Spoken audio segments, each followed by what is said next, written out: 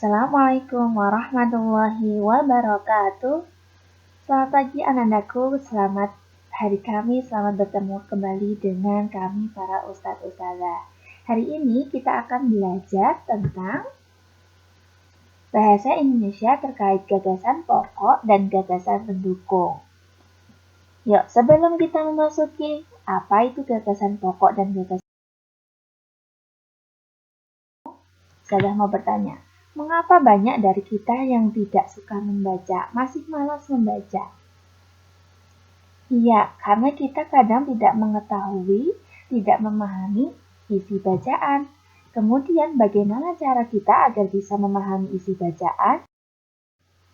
Ya, caranya adalah dengan mencari inti dari permasalahan. Di sini nanti kita akan belajar tentang gagasan pokok. Gagasan pokok ini ada berbagai istilah lain yang biasa sering digunakan. Ada ide pokok, pikiran pokok, gagasan utama, pokok masalah, pikiran utama, inti paragraf, inti masalah, masalah utama. Semua ini sama, satu istilah dengan gagasan pokok. Kemudian, gagasan pokok itu apa? Gagasan pokok adalah ide utama atau inti pembahasan dalam sebuah paragraf. Jadi dalam sebuah paragraf pasti ada ide utamanya. Nah, pokok pikiran ini dalam sebuah paragraf terdapat pada kalimat utama. Tentunya kalian masih ingat kan kalimat utama itu apa? Kemarin kelas 3 kita sudah pelajari. Jadi, paragraf itu terdiri dari kalimat utama dan kalimat penjelas. Di kalimat utama inilah nanti kalian bisa menemukan pokok pikiran atau gagasan pokok. Kemudian dalam kalimat penjelas itu adalah kalimat yang berfungsi untuk menjelaskan, memperinci, dan memperjelas kalimat utama. Jadi kalau kalian mau mencari gagasan pokok, kalian terlebih dahulu temukan kalimat utamanya. Di situ terdapat gagasan pokok. Selain gagasan pokok, kalian bisa mencari gagasan penjelas yang berada di kalimat penjelas. Nah, kalimat masih ingat kalian jenis-jenis paragraf berdasarkan kalimat utamanya ada di mana? Yang pertama ada kalimat utamanya. Kalau letaknya di awal paragraf atau di kalimat pertama, disebut paragraf deduktif. Kemudian, kalimat utamanya yang terletak di akhir, berarti di akhir paragraf atau di kalimat terakhir dalam suatu paragraf, disebut paragraf induktif. Sedangkan ada satu lagi, kalau kalimat utamanya terletak di awal dan di akhir. Ada di awal dan di akhir disebut paragraf campuran atau biasa juga disebut paragraf deduktif induktif. Saya ulangi lagi, biar ingat kembali, ini adalah materi dulu di kelas 3. Paragraf itu ada 3. Yang pertama, paragraf deduktif, di mana kalimat utamanya terletak di awal paragraf. Berarti kalian nanti mencari ide pokoknya ada di mana? Di awal paragraf. Kemudian ada paragraf induktif, yaitu kalimat utamanya terletak di akhir paragraf. Nah, kalau kalian sudah menemukan di akhir paragraf, nanti gagasan pokoknya berada di akhir paragraf. Kemudian ada juga paragraf campuran, di mana kalimat utamanya terletak di awal dan di akhir paragraf. Nah, kita langsung masuk pada contoh.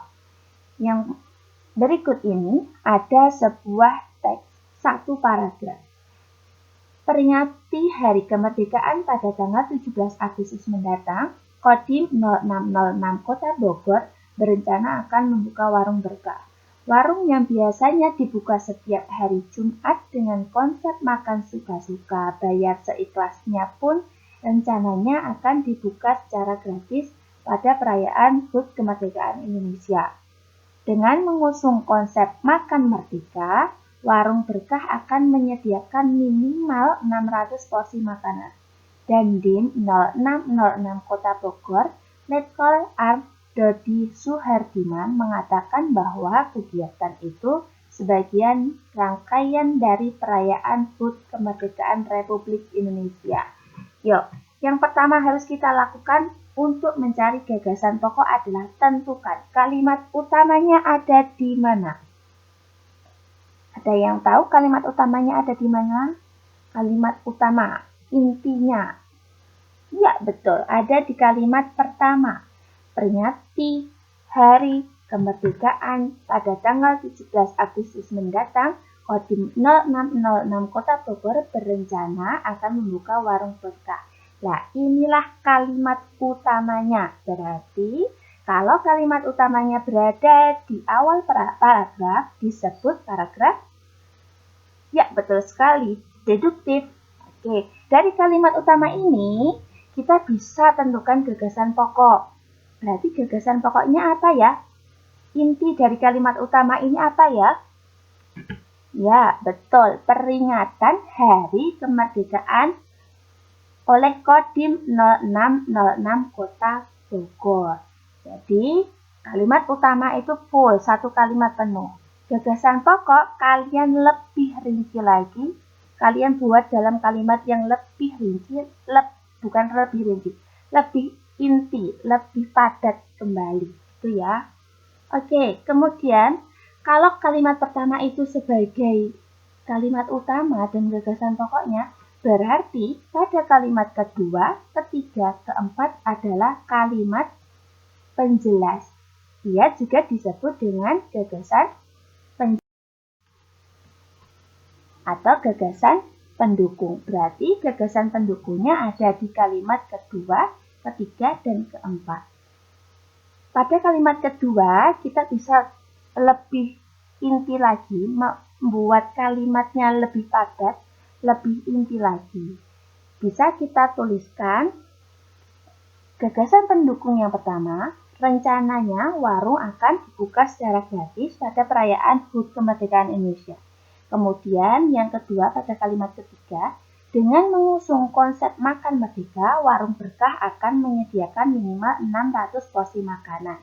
Dan yang terakhir, gagasan pendukung yang terakhir adalah Dandim 0606 Kota Bogor mengatakan bahwa kegiatan itu sebagian rangkaian dari perayaan HUT Kemerdekaan Republik Indonesia.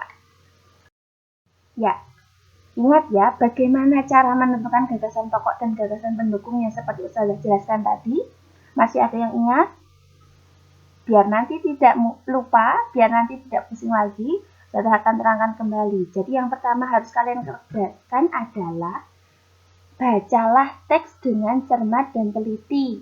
Ingat, baca teks dengan cermat dan teliti, tidak usah terburu-buru.